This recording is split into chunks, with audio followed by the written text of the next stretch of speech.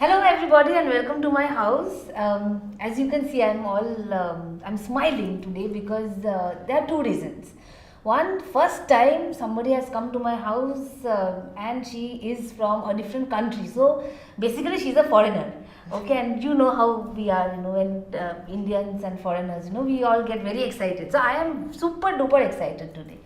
Number two is that the kind of work that I do at home every single day and don't get credited and I don't earn money. She does the same thing for many hours in a day and she gets paid for it. So let's welcome Tori McDonald. Yes? Yes.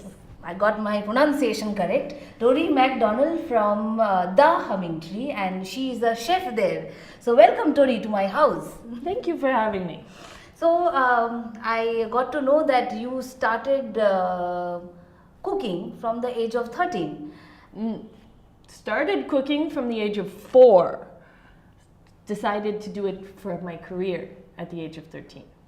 See, such a beautiful thing, our mothers, our grandmothers. See, basically what my idea is that any woman's place is in the kitchen. You should work, you should cook, you should feed everybody. And I'm very happy that, you have taken this as a profession. Yeah, it's a fun profession to have. It's art.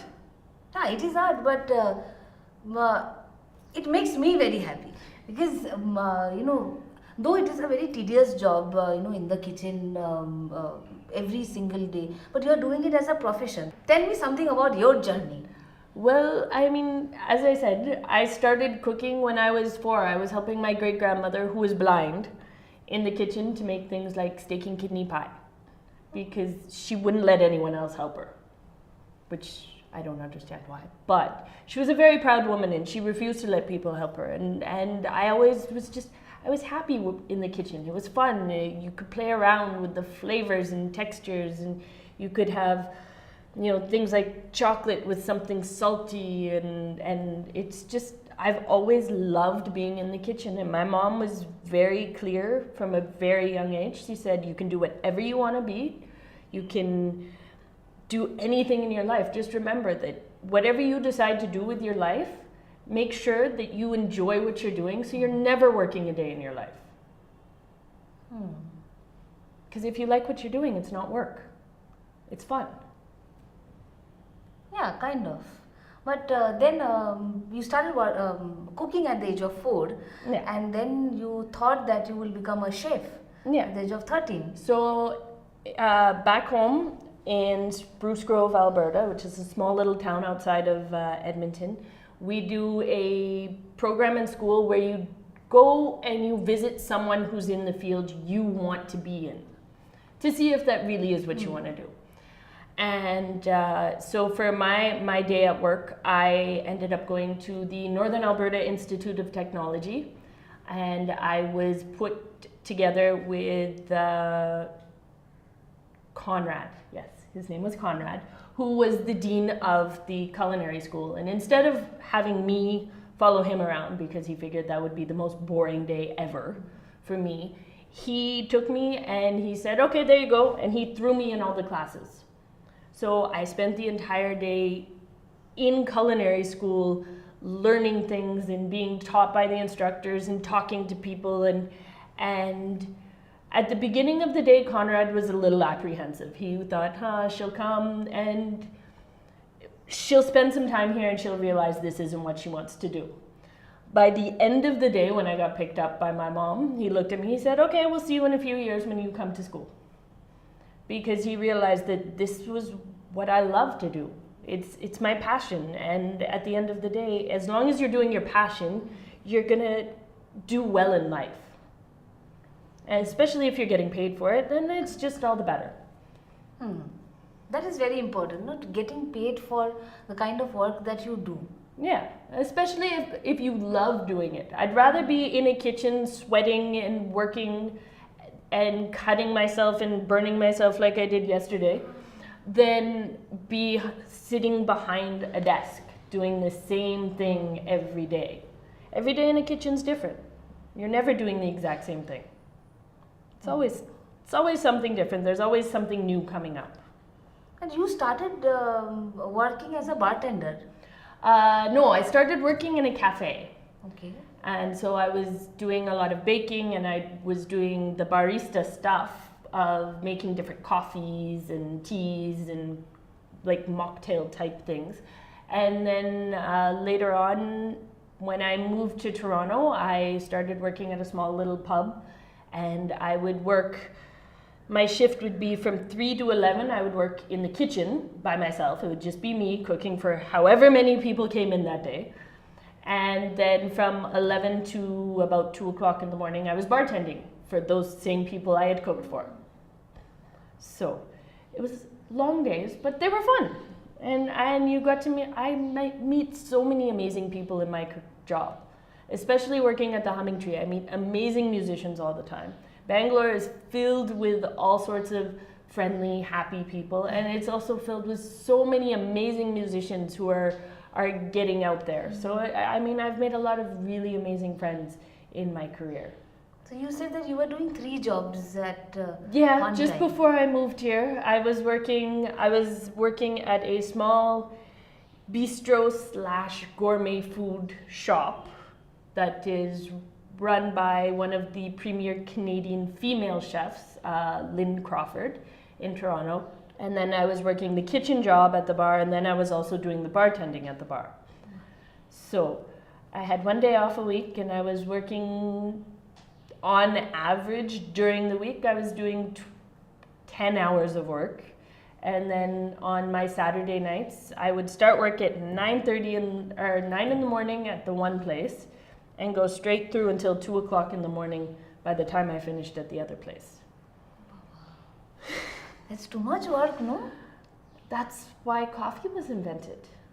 I was just living off of coffee and making sure I had, a good sandwich or two throughout the day. But yeah.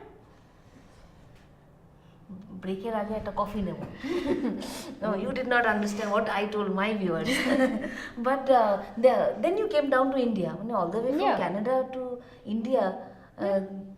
Tell me something about that journey. Well, to be honest, long distance relationships are really hard, especially when the person you're in love with is in another continent, not even another country. So I figured, why not? Wouldn't hurt to move here. It would be an adventure. So For one man, you... yeah, he's kind of special. Oh, that's ভালো না? একদম very, very nice. And you look also very happy. Yeah, very happy. We've been together 7 years in February. Oh, Baba. Very nice. And how many years in Bangalore? 3.5. Oh, that's a long time, no? Yeah. And do you like our culture? I do. I especially love the fact that you guys have no problem with eating with your hands. Back home, everyone gives such issues if you pick stuff up and you eat with your hands, but it tastes so much better. I already like you. Because, I always struggle, when you go to all big hotels and restaurants, to cut, and I will always think, I will take 30 seconds to think which hand fork, which hand knife. So the best is to eat. If I could eat noodles with my hand, I would actually do that. Sometimes you can. If you get like the gnocchi, they're like little tiny pillows of potatoey goodness that are noodles, and you can just pick those up and pop them in your mouth. So, Tori, when I am in the kitchen, it is very hot and dusty with all the masala coming on your body, and the whole day after cooking, I will go and take a bath, and 3 times in a day I cook. So, how is it for you? Do you like it? Is it? I do. I do. I mean, obviously, at the end of the night, I have to come home and have a shower, or else, sometimes it's like I smell like whatever I've been cooking all day. But if I've been baking, it's quite nice, because then you just smell like vanilla. And everyone likes vanilla. So, which is your favorite dish? Favorite dish to cook from back home would be rouladen. It's a German dish that my mom and my grandmother taught me how to make.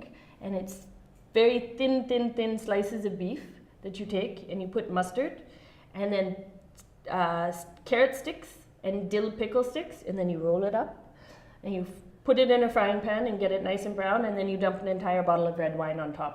and let it cook for like 2 hours. You said everything in 40 seconds. I will take actually 4 hours to cook this.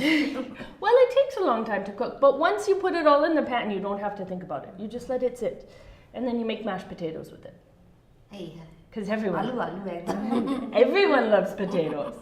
Yeah, actually everybody loves but how many hours a day you are actually cooking in the kitchen? So right now at the Humming Tree, we've been doing a lot of trials. We're actually moved to a new venue, which is in the first floor of the same building, and we're having a smaller kitchen. So once that gets up and running, then it'll be me and one other person doing all the cooking all day long. But it'll be nice, simple, fresh salads, soups, sandwiches, fresh baked cookies, cakes. We're bringing back the chocolate bacon whiskey tart that everyone loves so much. So, yeah. But I normally spend at least 5 or 6 hours doing the cooking, and then I do a lot of time doing research. You know, seeing what food trends are, seeing what's popular in other places around the city, in other places around the world, trying to figure out how to change recipes that are recipes I've been cooking for a long time, in making them more appealing to the Indian palate. So either adding spices, or if it's a dessert and it has eggs, trying to figure out how to do it without eggs, so that a larger portion of the population will actually be able to enjoy it. And do you get to sit? Yeah, I do. I run around a lot. That's why I don't go to the gym. With my work, I don't have to.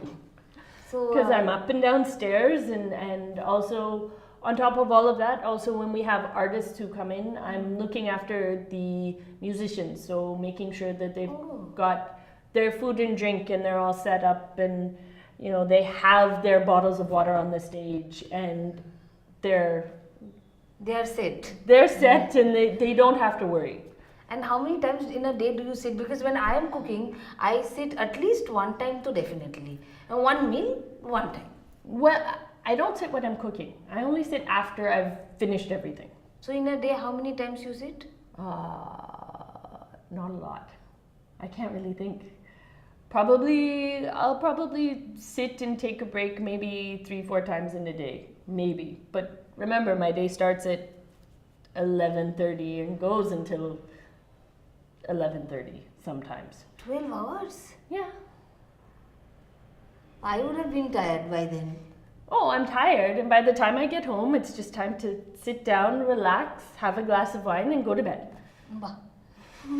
But Tori, you know, everybody in this world, whoever is living, they are once or twice they would have definitely gone into the kitchen and would have cooked. Because see, for me it is not a profession, but I enjoy cooking. I have to cook for my family. But is it actually necessary to be trained? Because you get trained to be an engineer or a doctor, but Well, so there's 2 ways that most people in kitchens professionally go. There's 2 ways. There's either the way where you go and you work your way up in the kitchen. You start as the dishwasher, and while you're at the dishwasher, then they'll give you some prep work to do, and then after you've gotten to the prep work, they'll bring you to like the cold station, where all you have to do is make salads, and then, you know, and you work your way up, and there are a lot of amazing chefs. That's how they do it. They've just worked their way through a kitchen. And then there are people like me who, I always loved school. I was a book nerd. So I wanted to go to school, and I wanted to learn in a classroom setting about the different things. And then afterwards I went on and worked from the smaller, easier jobs up to where I am now. But yeah, so while going and getting training through books isn't necessary, you've got to put your time in to get trained, whether it's on ground experience or whether it's through books.